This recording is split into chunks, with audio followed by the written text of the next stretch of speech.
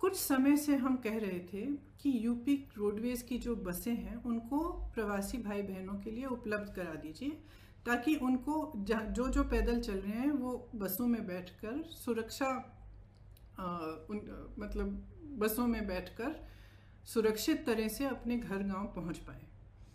तो हम काफ़ी समय से ये सुझाव दे रहे थे, ये मांग कर रहे थे। जब एक दिन कई हादसे हुए, कई एक्सीडेंट हुए और हमने देखा कि यूपी की रोडवेज की जो बसें हैं वो अभी भी सक्रिय नहीं हुई हैं, तो हमने एक मुख्यमंत्री जी को एक चिट्ठी लिखी कि हम हज़ार बस को उपलब्ध करेंगे।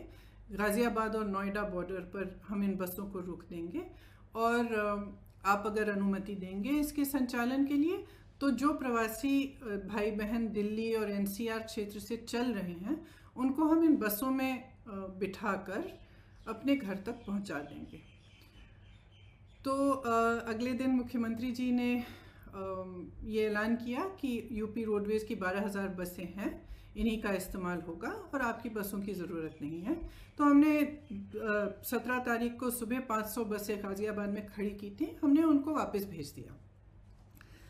अगले दिन उनसे एक और चिट्ठी मिली कि आप अपनी लिस्ट दे दीजिए और 1000 बस की आप लिस्ट दे दीजिए, उसमें चालक का नाम होना चाहिए, परिचालक का नाम होना चाहिए, फिटनेस सर्टिफिकेट वगैरह सब कुछ आदि होना चाहिए, ये हमारे पास पहुंचा दीजिए।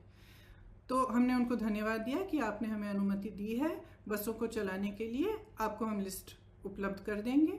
तो 4-5 घंटों बाद हमने वह लिस्ट उपलब्ध कर दी। फिर 11:30 बजे रात को उनसे एक और चिट्ठी मिली कि आप अपनी 1000 बसें लखनऊ पहुंचा दीजिए कल सुबह 10 बजे।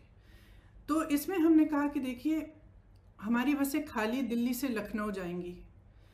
इन बसों का मकसद ही ये था कि गाज़ियाबाद और नोएडा से एनसीआर क्षेत्र से जो चल के जा रहे हैं उनको हम बिठाकर उत्तर प्रदेश के गांव और ज़िलों में ले जाएं। तो इन बसों का लखनऊ तक खाली चलना तो पूरे मकसद को ही ख़त्म कर देता है। तो हमने उनसे ये सुझाव दिया कि देखिए, हम गाज़ियाबाद नोएडा में इन बसों को तैयार रख लेंगे, आप परमिट दे दीजिएगा। फिर ये पूरा राजनीतिक सिलसिला शुरू हुआ कि आप हमें परमिट दे रहे हैं, लिस्ट दे रहे हैं, लिस्ट में कुछ गलत नाम है, जो भी है। मैं इन चीज़ों में नहीं पढ़ना चाहती और मैं सरकार पर सवाल भी नहीं उठाना चाहती। अगर उस लिस्ट में कुछ ऐसे नंबर हैं जो गलत हैं, कोई बात नहीं, हम एक नई लिस्ट भी उनको दे सकते हैं। मैं सिर्फ ये कहना चाहती हूँ कि 17 तारीख को 500 बसें हमने गाज़ियाबाद बॉर्डर पे खड़ी की थी। अगर वो 500 बसें चली होती तो कम से कम 20,000 लोग घर सही सलामत पहुँच जाते। कल हमने 900 बसें, 500 बसें राजस्थान के बॉर्डर पर और राजस्थान यूपी के बॉर्डर पर और 300 से अधिक बसें, जिसकी पूरी टोटल संख्या 900 के करीब थी, हमने गाज़ियाबाद बॉर्डर पे, दिल्ली बॉर्डर पे हमने उपलब्ध कराई।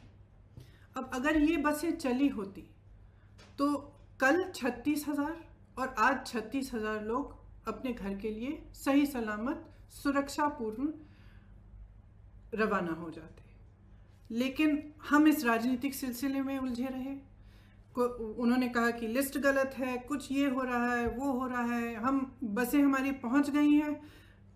कल 4 बजे से हमारी बसें बॉर्डर पे खड़ी थी, उनको आगे परमिट यूपी के, जहाँ पे उन्होंने कहा था कि यहाँ पे हमें गाज़ियाबाद और नोएडा में 2 पॉइंट्स दिए थे, यहाँ तक पहुँचाइए, वहाँ जाने का परमिट ही नहीं दे रहे हैं यूपी के अंदर। तो बसें खड़ी रहीं, आज भी खड़ी हैं।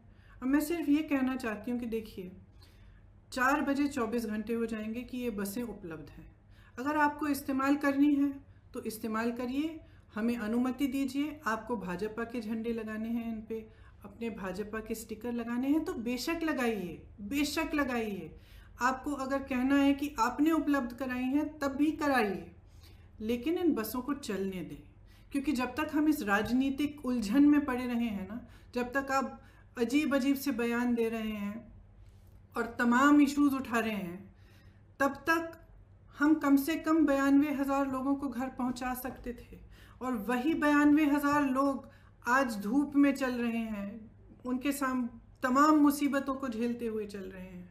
तो मैं सिर्फ मुख्यमंत्री जी से ये आग्रह करना चाहती हूँ, हमारी बसें वहाँ पे 4 बजे तक खड़ी हैं, आपको इस्तेमाल करनी है तो आप हमें परमिट दीजिए, अनुमति दीजिए कि हम उनका संचालन कर सकें।